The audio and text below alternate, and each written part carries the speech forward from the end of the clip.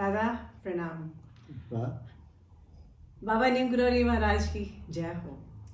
दादा के साथ बाबा की चर्चा, बाबा की कथा चल रही है और अभी हम लोग बाबा की बात ही कर रहे थे पिछले एपिसोड में कि किस तरह से दादा को सपना आया, बाबा आ गए हैं मुखर्जी दादा के घर और साइकिल उठा के सुबह सुबह 6 बजे दादा पहुंचते हैं उनके घर।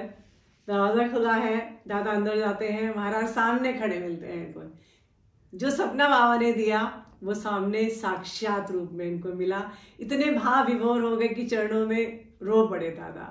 उसके आगे की कहानी हम बस उसके बाद तो मैं उस मुखर्जी साहब के वहाँ फिर उनका एक भतीजा था विभूति जी, ढिया ढाला सब थे सब। फिर दूसरे थे उनके भाई सुबोध मुखर्जी, वो कम्युनिस्ट विचारधारा के थे, तो वाइफ थी उनकी। तो एक डायनेमिक एलिमेंट जो होता है, जो बबली यंग मैन, तो वो आर के जोशी उसमें बिल्कुल फिट हो गए। जी जी। और धीरे धीरे मैंने वो घर के जितने हेक्टिक काम थे संभाल लिए। जलेबी लाना, दही लाना, बाजार से सामान ले आना, लोगों को खबर देना। उस टाइम में मोबाइल टेलीफोनी जो थी नहीं, और हर एक के घर में लैंडलाइन भी नहीं बाबा होती के थी। खबरी बन गए, बाबा आ गए, तो बाबा आ मैं गए। हर जगह जाके बताता था, टाइम देता था, इतने बजे बुलाए महाराज ने, आइए दर्शन कर जाइए। अच्छा अच्छा। तो फिर धीरे धीरे मैं उसका एक अभिन्न अंग बन गया उस घर का। फिर मैंने खाना भी वहीं खाया, रात का खाना खाया।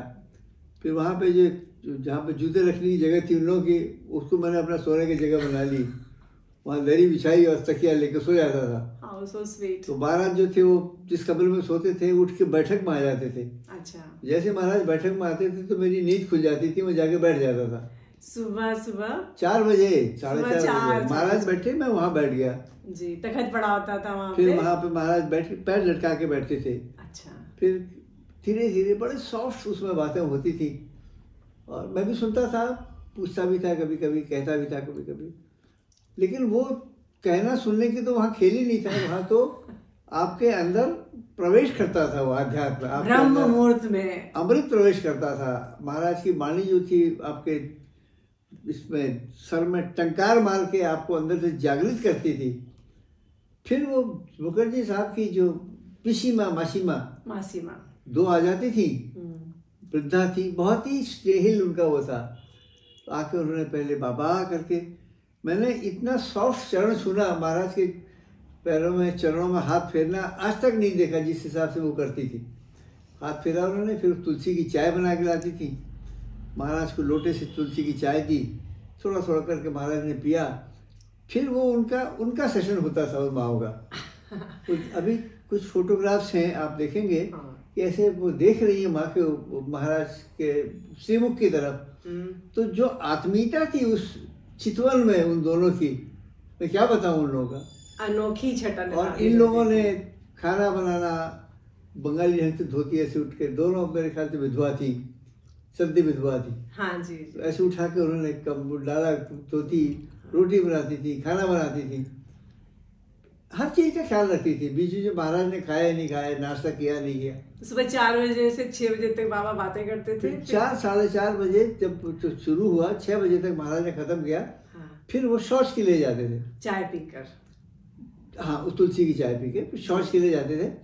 तो शौच के लिए जाने के बाद जो है, जब अंदर गए तो मुखर्जी साहब कंधे में लगा के तौलिया लगा के बाहर इंतजार करते थे। जी जी। फिर उस टाइम में क्या होता था, हौज जो है वो नल के साथ कनेक्ट कर देते थे। दिन भर पानी हौज में आता रहता था, जब भी पानी आए सीधे हौज में गिरता था।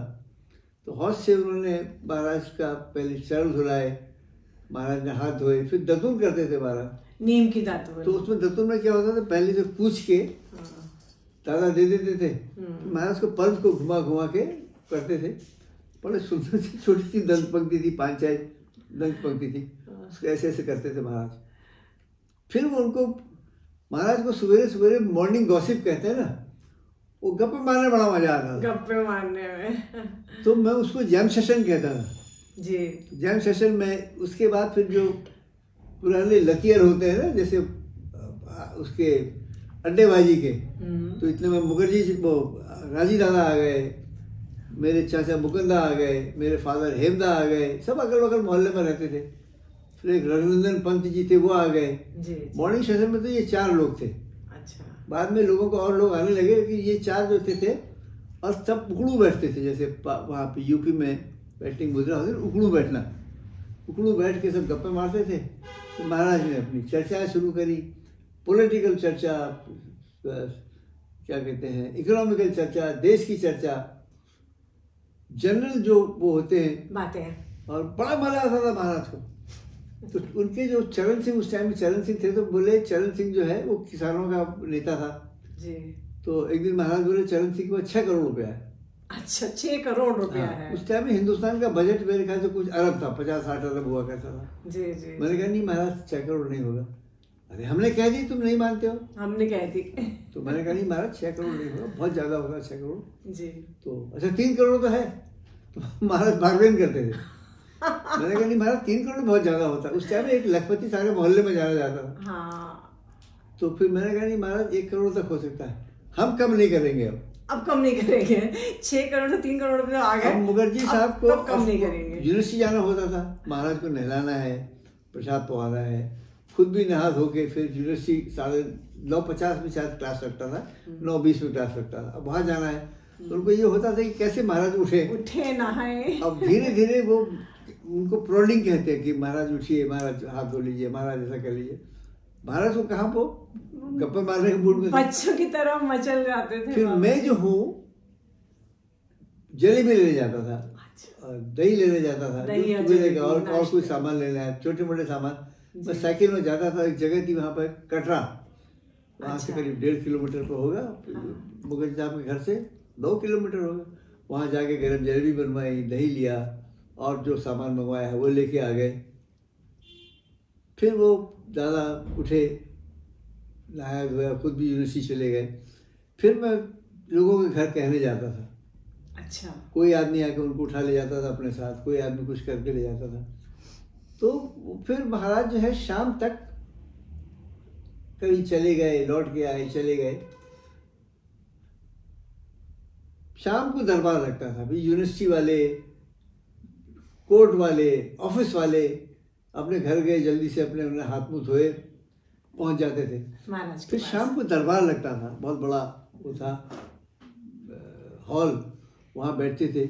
मुकुंद चाचा से कहते थे, मुकुंदा तो रामायण सुना। अच्छा, तो रामायण सुनाते थे। रामायण सुनाते, उसी में कौतुक होते रहते थे। हाँ। सबसे खास बात यह है कि कोई बहुत बड़ा कोई आध्यात्मिक प्रवचन नहीं, कोई कुछ नहीं, लेकिन जो कुछ श्रीमुख देखे वही प्रवचन है, श्रीमुख देखे वही आध्यात्म है। उनकी वाणी सुने कान में तो आपके अमृत कुंड गिरता था। तो हरि अनंत उसकी क्लास ही और था। वो उसका जो भक्ति थी वो ये थी कि वो जैसे वैसे तो ये वो है ना, काजर की कोठरी में कैसो ही सलो न जाए, एक ली काजर की लागी है पे लागी है। महाराज के शरण में जो भी गया वो तो छिटक के अमृत गिरना ही गिरना है उसके ऊपर। बहुत सुंदर, बहुत सुंदर। तो यही हमने देखा। और आगे फिर किस्से होते थे, घटनाएं होती थी। जी जी। लोग आते थे अपना त्राण पाने के लिए, रोते रोते आते थे, हंसते हंसते जाते थे, सबकी मुसीबतों का समाधान करते थे, बताते थे बाबा। यही खेल है महाराज का। कभी झगड़ों को निपटाते थे जज बन के, किसी के घर चले जाते थे। नहीं, वहां तो धमकियां। महाराज जब गए इलाहाबाद आए, 4-5 दिन रहे, 3-4 दिन रहे, चले गए। तो वहां पे लोग अपने पति पत्नी को बेटा माँ को, मैं महाराज से आने में शिकायत करूंगा। महाराज फैमिली कंसल्टेंट भी थे वो भाई। अब फिर वो लेकिन सासों के झगड़े निपटाते थे बाबा, दोनों को समझाते थे। मुखिया है, प्रपितामह है वो, प्रपितामह है, सबका सुनते थे, सबके सुनाते थे। बहुत सुंदर दादा, गुजर गई, बढ़िया। और आगे आप हाँ, बस बाबा से भजन मिलते रहे हैं, तो मैं छोटा सा एक साझा करती हूँ आप लोगों के साथ। अभी जून में मैं कैंची गई थी, तो वहाँ पर ऐसी भाव आ गए थे मुझे बाबा को देख के। तो थोड़ा 1-2 लाइन सुनाते हैं आपको। एक बार फिर मिल जाओ बाबा, एक बार फिर आ जाओ बाबा, तुमको ना छोड़ेंगे, तेरा पीछा ना छोड़ेंगे, तेरा पीछा ना छोड़ेंगे। तुमको बिठा के मन मंदिर में पटना खोलेंगे। तुमको बिठा के मन मंदिर में पटना खोलेंगे। तेरा दर्शन पालेंगे, तेरी पूजा कर लेंगे, तेरी पूजा कर लेंगे। एक बार फिर मिल जाओ बाबा।